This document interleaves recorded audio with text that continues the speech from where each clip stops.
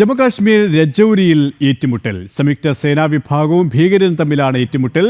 വിശദാംശങ്ങളുമായി എസ് നന്ദഗോപൻ ചേരുകയാണ്. നന്ദൻ, ഏറ്റുമുട്ടൽ ഇപ്പോഴും തുടരുകയാണോ?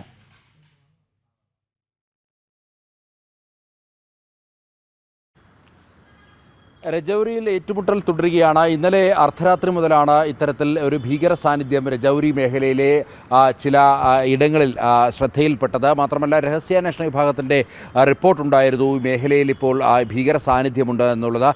ഇത് പ്രകാരം അവിടേക്ക് ജമ്മു കാശ്മീർ പോലീസ് എത്തിയപ്പോൾ അവർക്ക് നേർക്ക് ഈ ഭീകരവാദികൾ വെടിയുതിർത്തതിന് ശേഷം കാടിലേക്ക് മറയുകയായിരുന്നു.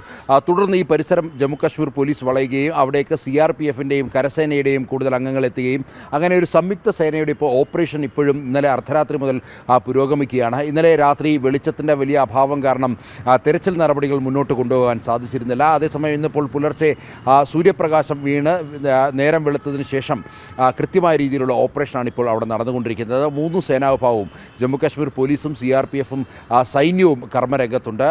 അവിടെ ഏതാനും ഭീകരവാദികൾ അവരുടെ ഈ സൈന്യത്തിൻ്റെ പ്രത്യേക സുരക്ഷാ സേനയുടെ മുന്നിൽ അകപ്പെട്ടു എന്നുള്ള വിവരങ്ങളും ലഭ്യമാകുന്നുണ്ട്. ഏതായാലും ഇപ്പോഴും ഈ ഏറ്റുമുട്ടൽ തുടരുകയാണ് എന്നുള്ളതാണ് സൈനിക വൃത്തങ്ങൾ വ്യക്തമാക്കുന്നത്. സുരേഷ്, ഡൽഹിയിൽ നിന്നും നന്ദഗോപനാണ് വിവരങ്ങൾ നൽകിയത്.